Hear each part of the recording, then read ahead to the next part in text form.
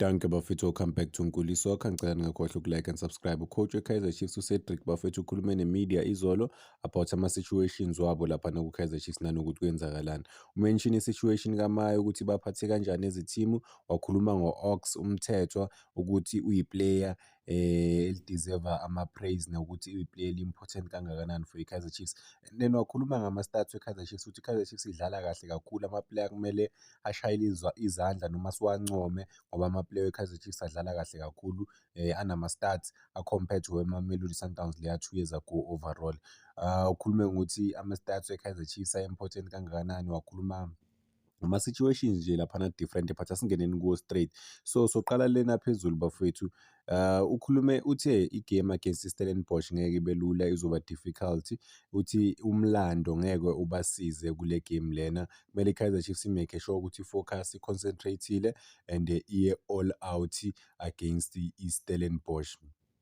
Noma nje kule competition le, ushilo ukuthi kumele obvious bathathe game at the time I think, and then-ke uthi why not bangayi all out laphana. Uze waqhathanisa i-situation yabo yalaphana ku-Nedbank Cup ukuthi i-history ye-team, but obviously i-history ngeke ibasize ukuthi bakwazi ukuwina i-Nedbank Cup, but uyasho ukuthi nalana bangazama ngempela ukuyiwina i-Carling knockout overall. But obviously history ngeke ibasize, usho kanjalo umfowethu. Uyasho ukuthi iStellenbosch asenzi kahle laphana elikini, ama-game afana nalawo or ama-competition afana nalawo nga-motivate ngempela iStellenbosch ukuthi sidlale kahle kakhulu, sikwazi ukudeliver ama-results noma ukuthola ama-results for i-team overall. So ukhulume ngama-new players overall laphana we-Kaizer Chiefs ukuthi mhlampe singabona ama-new players afana nabo abe-media bambuza ngabo Shinga, uChesleti namanye ama-player nje amasha laphana. Uthi potentially angabonakala laphana ama-player amasha ku-Kaizer Chiefs, because in 18 days badlala ama-game awu-6, bayadinga ngempela iy'nyawo ezi-fresh, ama-player amasha laphana azodlala overall. So I mean uyasho na ukuthi iStellenbosch isilambile ngempela. Uthi asikho kahle kahle i-specialist sama-cup, but-ke i-momentum overall e-decide-ayo ukuthi umuntu uyaphumelela or akaphumeleli. Mengena kule situation le kaMayo uyasho ukuthi bekumele bakore laphana, but-ke i-situation kaMayo bekumele bathole amagoli. Uthi leya situation kaMayo ibakhoste 2 points, kusho ukuthi i-Kaizer Chiefs bekumele ithole 3 points njengoba idrawile, but situation kaMayo ibakhostile. Ushilo ukuthi i-player nalo vele likwatile, wonke umuntu kuleya situation nje, leya situation ayibaphathanga kahle overall. But-ke uyasho ukuthi izinto ezinje ziyenzeka, izinto nje kumele bakwazi ukudila nazo laphana. Uthi bakhulumile ngazo behind the scenes overall, but-ke ukhipha ama-stats we-Kaizer Chiefs uthi i-Kaizer Chiefs idlale kahle kakhulu. Uthe bashaye kawu-23 laphana epalini, kwaba nama-8 shots on target. Uyasho ukuthi amagoli azofika as long as like i-Kaizer Chiefs le team lena abayibhildayo iba strong, and then ikwazi ukuba nalawo ma-combination lawo, as long as ba-create ama-opportunities, bazokwazi ngempela ukuwawina noma ukuthola ama-results laba abawafunayo overall.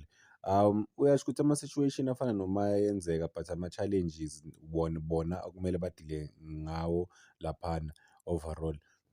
Uthi it's unfortunate ukuthi bangakori laphana ama-penalty. Uthi ama-player awu-2 Lilepo no-Gaston Sirino ama-best penalty takers laphana ku-Kaizer Chiefs, because uthi bona batraina njalo kuma-penalty, bayamisela whether badlala igame ezoba nama-penalty, potentially kuyiwa kuma-penalty or ngeke kuyiwe, but-ke njalo baya-practice noma bayatraina laphana ama-penalty ukuthi makungenzeka mhlampe bayithole i-penalty bakwazi ukudila nayo.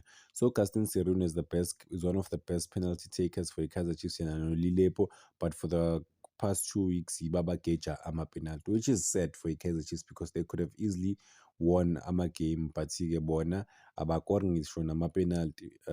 Singabali ama-opportunities amaningi bafethu abawatholayo, but-ke ama-penalty kakhulu yiwo abangawakori, okumele bawakore laphana ku-Kaizer Chiefs overall. But yeah, let's hope i-situation yabo izo-change laphana, njengoba u-coach uyasho ukuthi ama-challenges wabo laphana. Uyasho ukuthi bane-striker ey'ningi kakhulu, uthi but for yena or for i-team overall it's not about i-individual player but it's about i-team overall ukuthi bona bathole i-team abazokwazi ukudlala ngayo ibe balance. Uthi manje banayo i-team laphana ku-Kaizer Chiefs uyasho ukuthi 95% sebayitholile nje i-team yabo abazodlala ngayo, sokuwukuthi i-team osokusele ukuthi i-team i-understand-ane nanokuthi bakwazi ukuphasana noma kuthiwa omunye ukuthi ukuphi noma kuthiwa ababhekananga bakwazi nje ukudlala bonke laphana ethimini bakwazi uku-contribute-a for i-Kaizer Chiefs. Uyasho ukuthi noma ngabe ubani olaphana as i-striker umuntu o-well equipped ukuthi mhlampe anga-contribute. Ubale iplay elifana no-Du Preez, athi uDu Preez wenza kahle kakhulu, uthi noSilva wenza kahle kakhulu. Uyasho ukuthi noMayo ubanika something different, u-good in terms of ukudlala nama-player wakhe overall. Well, okay, before ngimuve ukuthi singene kule statement ukuthi uDu Preez wenza kahle kakhulu. In what form uDu Preez enza kahle kakhulu? uDu Preez is not scoring goals, but yes, ngiwabonile ama-glimpse of good moments laphana from yena, but he is playing there ukuthi abanike ama-goal, and Du Preez at the moment is not giving them goals. But I think kubasiza nge-versatility overall because uDu Preez is able to be versatile ukuthi a-contribute kuma-different game models laphana kwi-Kaizer Chiefs. So it's not just ukuthi ubasiza ngendlela eyodwa but uyakwazi ukusiza i-team ngendlela ehlukile overall. So I mean iplayer-ke kusho ukuthi elingaba important laphana ku-Kaizer Chiefs noma but is lacking that aggression. I think kumele akwazi ukulungisa i-aggression yakhe uDu Preez, and then uzokwazi ukusiza i-team kakhulu laphana overall. But simfisela inhlanhla ku-course of isizini yonke. USilva bathi naye wenza kahle kakhulu.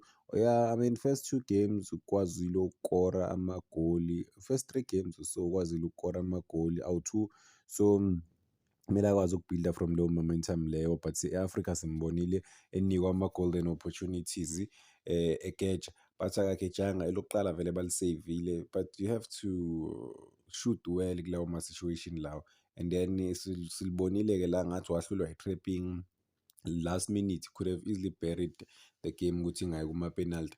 But-ke ama-moments anje ayenzeka vele ebholeni, but kumele azame ukuwa-minimize, otherwise ama-fans azoqala ukum-attack. Ama-fans we-Kaizer Chiefs awaxoleli ngoku-attack.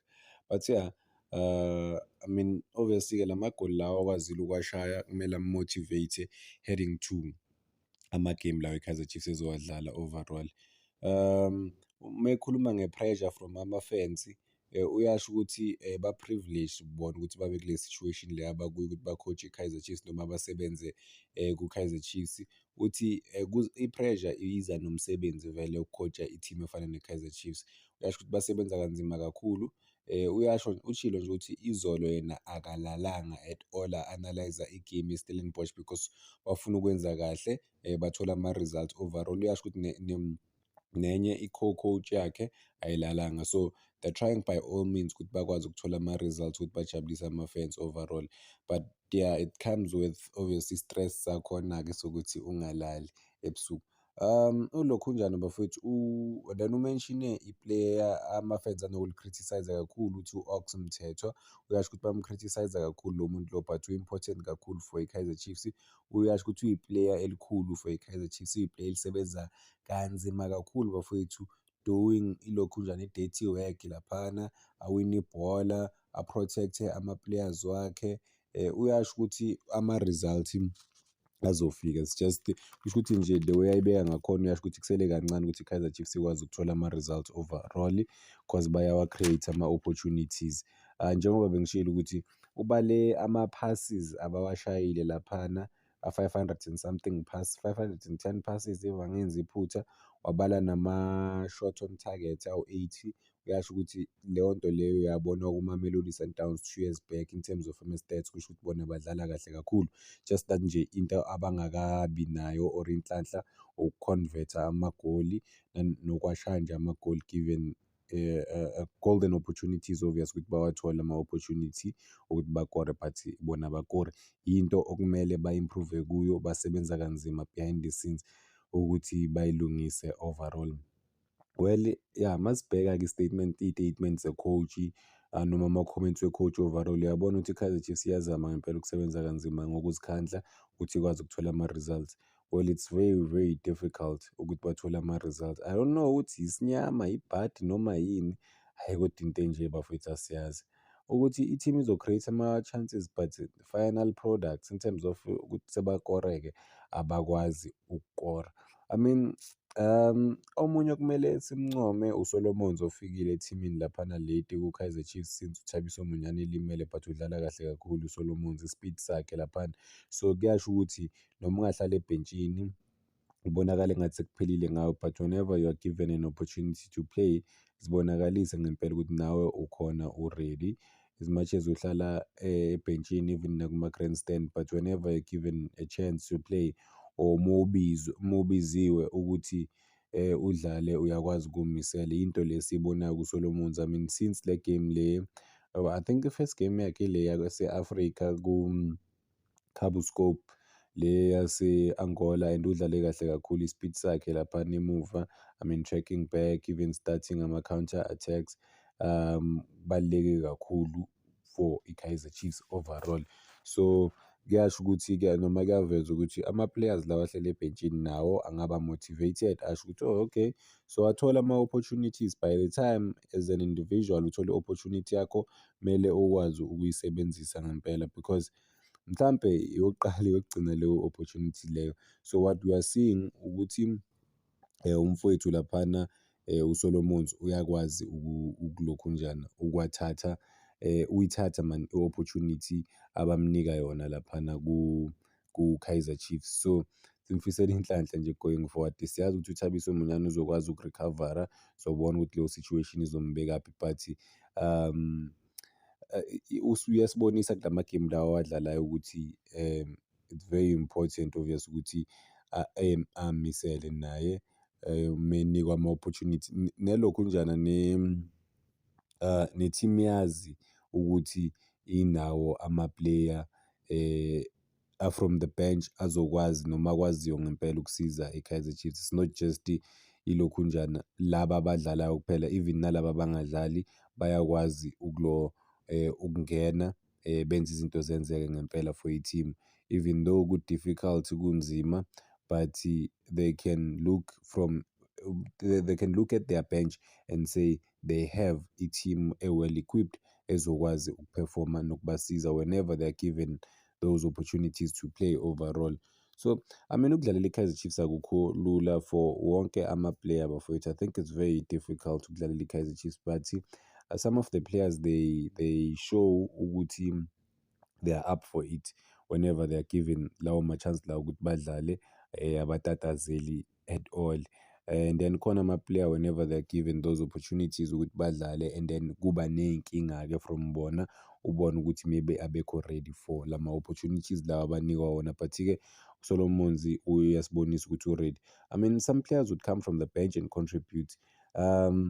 Let's hope u-Augustine Sirino Nkosi yami bazokwazi ukuthatha ama-opportunities, bazokwazi ukukora ukukora ama-golden opportunities lawa abawatholayo, because if Augustine Sirino, you're supposed to be one of the leaders of a team, then if you're not able to lead a team to greater heights, and then it creates chaos laphana eteamini, because you are seen as one of the leaders, and then if you're not leading, and then loko kusho ukuthini even from ama-youngsters ukuthi nabo maybe nje banga-relax-a, banga-give 100%, because ama-senior players nawa phela they're not giving 100%, bagejana nama-opportunities, but isithemba ukuthi bazozama ukwa-minimize-a ukwa-minimize lama-situation lawa abathola bekuwo kwesinye isikhathi ukuthi they're not able to take those chances. Goalkeeping department laphana ku-Kaizer Chiefs, well Peterson is still rock solid in a way, uye undisputed number one at the moment. Naleyo nto leyo sithemba ukuthi i-run ka-Peterson le enhle izomotivate amanye ama-goalkeepers noma amanye ama-player ukwenza kahle laphana ethimini. Whenever they give, let's say omunye u-goalkeeper i-chance ukuthi adlale, sithemba ukuthi nabo they will be able to deliver because of what Peterson is currently doing.